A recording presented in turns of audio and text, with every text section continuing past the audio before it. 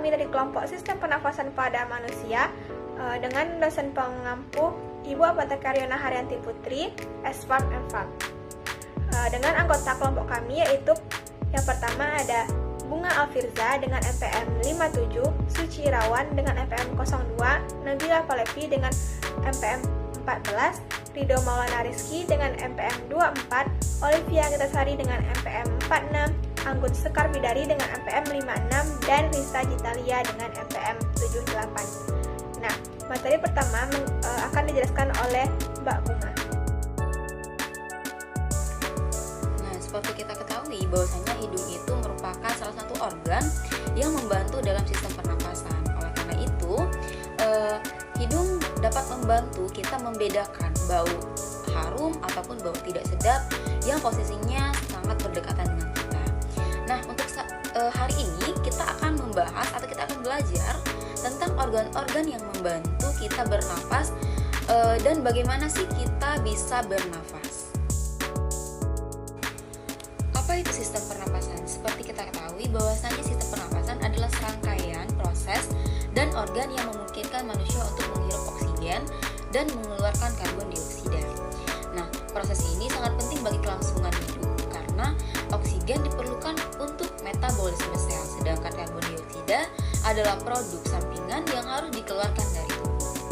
Nah, teman-teman penasaran nggak apa aja sih organ yang digunakan untuk bernapas? Kita lanjut pada slide selanjutnya. Nah, teman-teman dapat lihat langsung pada slide ini terdapat organ pernapasan pada manusia, yang mana terdapat faring, laring, bronkus, paru-paru kanan, bronkiolus, diafragma, hidung, trakea, paru-paru kiri, dan alveoli. Nah, masuk pada slide selanjutnya yaitu hidung, yang mana hidung merupakan salah satu panca indera yang dimiliki oleh manusia.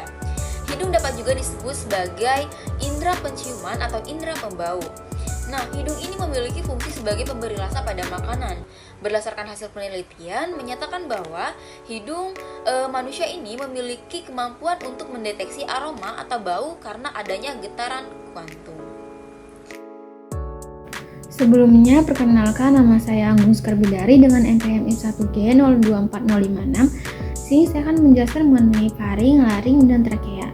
Nah, faring adalah saluran berotot yang berfungsi sebagai penghubung antara rongga hidung dan mulut dengan laring dan kerongkongan. Faring memiliki panjang sekitar 13 cm dan dibagi menjadi 3 bagian utama yaitu nasofaring, orofaring, dan laringofaring. Faring memainkan peran penting dalam sistem pernapasan dengan menyaring debu dan kotoran dari udara yang dihirup, serta melindungi saluran napas dari benda asing melalui refleks batuk. Lalu laring. Laring adalah organ penting dalam sistem pernapasan manusia yang berfungsi sebagai penghubung antara faring dan trakea, serta berperan sebagai kotak suara yang menghasilkan suara melalui getaran pita suara saat udara melewatinya. Struktur laring terdiri dari beberapa komponen termasuk kartilago tiroid, krikoid, dan arytenoid, serta epiglottis yang berfungsi menutup saluran pernapasan saat menelan untuk mencegah makanan atau cairan masuk ke trakea. Lalu trakea atau batang tenggorokan. Nah, trakea atau batang tenggorokan ini adalah saluran berongga yang berfungsi sebagai penghubung antara laring dan bronkus, serta merupakan bagian penting dari sistem pernapasan manusia. Fungsi utama trakea yaitu mengangkut udara ke dan dari paru-paru, serta menyaring partikel asing dan mikroba melalui lendir dan silia yang mendorong kotoran ke atas menuju mulut untuk dikeluarkan. Perkenalkan, nama saya Suci Irawan dengan NPM F1G0002. Jadi di sini saya akan membahas organ pernapasan selanjutnya, yaitu bronkus. Bronkus adalah saluran yang menghubungkan trakea dengan paru-paru, yang mana fungsi utama bronkus adalah menyalurkan udara antara trakea dan paru-paru, melembabkan udara, serta menyaring debu dan mikroba melalui silia. Kemudian organ selanjutnya adalah bronkiolus. Bronkiolus ini merupakan lanjutan dari bronkus. Bronkiolus ini adalah saluran kecil yang berfungsi sebagai penghubung antara bronkus dan alveoli dalam sistem pernapasan manusia. Kemudian, bronkiolus ini mempunyai fungsi utama yaitu menyalurkan udara dari bronkus ke alveoli, memastikan bahwa udara yang kaya oksigen dapat mencapai bagian terdalam paru-paru untuk pertukaran gas yang efisien. Kemudian paru-paru.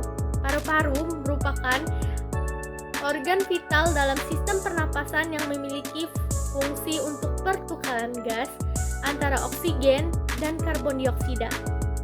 Nah, paru-paru ini terletak di dalam rongga dada. Paru-paru terdiri dari dua bagian, yaitu paru-paru kiri dan paru-paru kanan.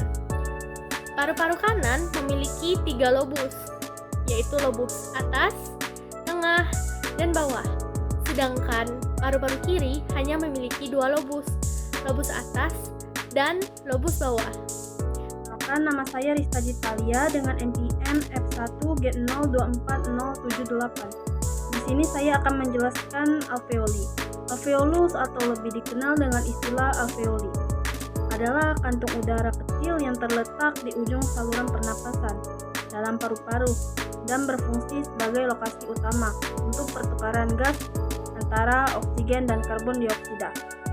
Alveolus memiliki bentuk seperti gelembung dan dikelilingi oleh jaringan kapiler darah yang memungkinkan oksigen dari udara untuk berdifusi ke dalam darah.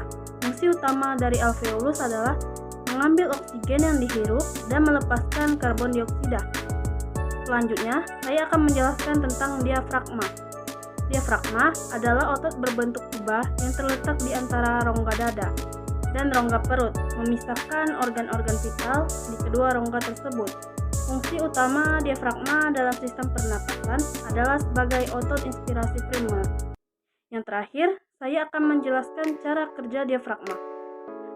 Saat menghirup nafas, diafragma akan bergerak ke bagian bawah, sehingga paru-paru mengembang dan udara dari luar bisa masuk.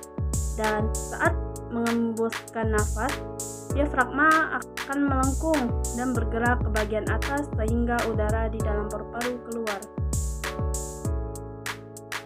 Nah, di sini aku bakal jelasin proses apa sih yang terjadi di saat kita bernafas. Itu adalah pertama itu adalah proses menghirup udara. Nah, prosesnya yaitu ketika diafragma kontraksi dan paru-paru mengembang sehingga udara masuk melalui hidung menuju paru-paru. Nah, proses yang kedua itu adalah pertukaran oksigen dan karbon dioksida. Pertukaran antara oksigen dan karbon dioksida itu terjadi di alveoli. Nah, yang ketiga itu adalah menghembuskan nafas. Menghembuskan nafas itu ketika diafragma relaksasi dan paru-paru mengempis sehingga karbon dioksida keluar melalui mulut dan hidung. Nah, selanjutnya aku bakal ngejelasin apa aja sih gangguan pada sistem pernafasan kita. Nah, yang pertama itu ada flu influenza atau yang sering kita sebut flu. Nah, influenza adalah infeksi virus yang menyerang saluran pernafasan termasuk hidung, tenggorokan, dan paru-paru. Penyebabnya adalah virus influenza yang dapat menyebar melalui tetesan udara saat seseorang yang terinfeksi batuk atau bersin. Gejala influenza biasanya meliputi demam tinggi, batuk kering, nyeri otot, sakit kepala, dan kelelahan. Nah, penyakit yang selanjutnya itu ada asma. Asma adalah penyakit kronis yang ditandai dengan peradangan dan penyempitan saluran nafas yang menyebabkan kesulitan bernafas, batuk, dan mengi. Penyebab pasti asma belum sepenuhnya dipahami, tapi beberapa faktor yang dapat memicu gejala asma meliputi alergen atau debu, bulu hewan, serbuk, sari, dan jamur. Yang kedua ada iritan seperti asap rokok, polusi udara, dan zat kimia. Nah, yang ketiga ada infeksi seperti infeksi virus pada saluran pernafasan. Nah, yang keempat itu ada faktor lingkungan seperti udara dingin, panas gitu. Yang terakhir itu ada faktor genetik seperti riwayat keluarga dengan asma atau alergi. Saya Nabila Palepi dengan NPM F1G0240014. Saya akan melanjutkan menjelaskan materi yang telah dijelaskan sebelumnya, yaitu gangguan pernapasan manusia yang ketiga, yaitu pneumonia. Pneumonia adalah suatu infeksi yang menyebabkan peradangan pada kantung udara di paru-paru atau alveoli. Penyebab pneumonia bisa bervariasi, termasuk yang pertama ada bakteri. Bakteri yaitu Streptococcus pneumoniae adalah penyebab umum pneumonia bakteri. Itu adalah penyebabnya tadi. Terus yang kedua ada virus influenza dan virus corona yang seperti pada kita alami pada tahun 2018. Itu juga dapat menyebabkan pneumonia. Dan yang ketiga ada jamur. Jamur tuh seperti infeksi jamur seperti histoplasmosis dapat menyebabkan pneumonia pada individu dengan sistem kekebalan tubuh yang lemah. Jadi jika seseorang punya sistem kekebalan tubuh yang lemah, itu akan mengalami infeksi jamur seperti histoplasmosis yang menyebabkan pneumonia. Nah, selanjutnya yang keempat, bronkitis. Bronkitis adalah peradangan pada saluran bronkus yang mengalirkan udara ke paru-paru. Bronkitis ada dua jenis, yaitu bronkitis akut dan bronkitis kronis. Nah, bronkitis akut itu tuh biasanya disebabkan oleh infeksi virus setelah flu atau pilek. Terus ada bronkitis kronis. Bronkitis kronis itu tuh merupakan bentuk pokok yang sering disebabkan oleh merokok atau paparan jangka panjang terhadap iritan. Gejala bronkitis, batuk berkepanjangan dengan dahak, sesak napas, dan rasa tidak nyaman pada dada. Pengobatan untuk bronkitis akut biasanya melibatkan istirahat dan cairan. Sementara bronkitis kronis memerlukan perubahan gaya hidup seperti berhenti merokok dan penggunaan bronchodilator. Nah, selanjutnya gangguan pernapasan pada manusia yang kelima, yaitu penyakit paru obstruktif kronik atau PPOK. PPOK adalah istilah umum untuk kondisi paru-paru yang menghalangi aliran udara dan mencakup bronkitis kronis dan emfisema. Penyebab utama PPOK yaitu seperti merokok, paparan polusi udara, paparan zat berbahaya. Dan kalau merokok itu tuh seperti merupakan faktor risiko terbesar untuk mengembangkan PPOPK. Paparan polusi udara termasuk asap dari bahan bakar fosil dan asap industri.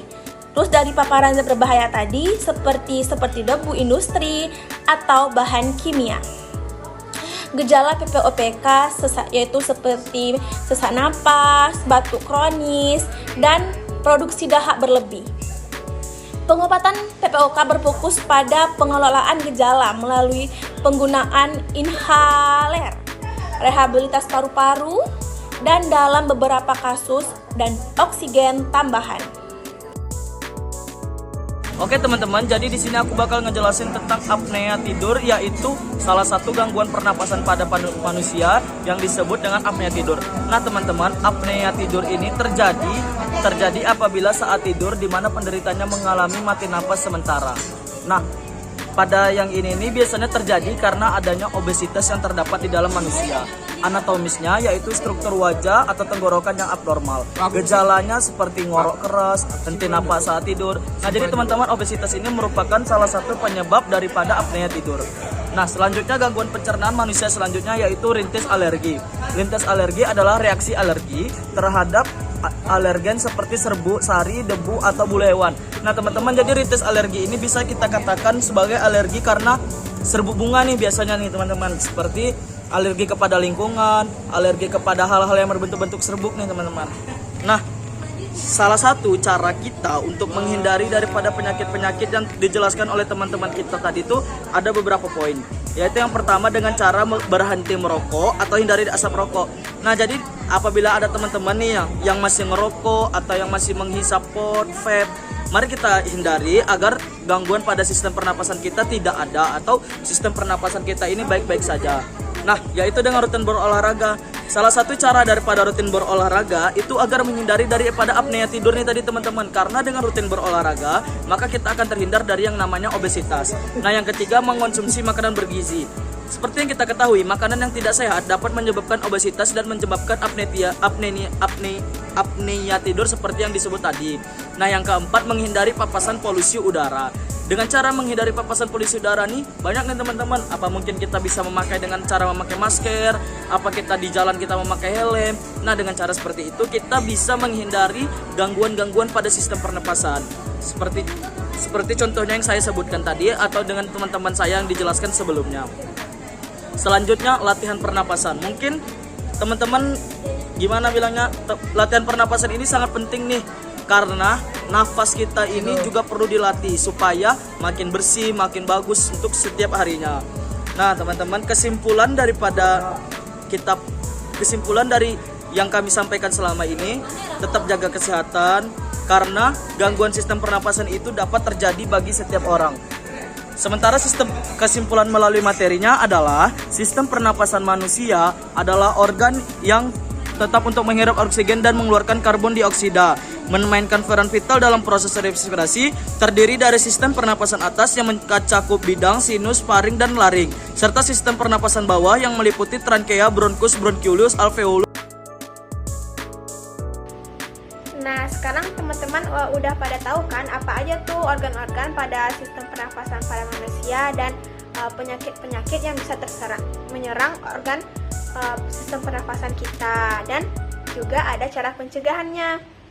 Nah, mungkin sekian yang bisa kami sampaikan. Apabila ada kesalahan kata dan kekurangan, kami mohon maaf. Saya tutup dengan wabillahi taufik wa hidayah. Wassalamualaikum warahmatullahi wabarakatuh.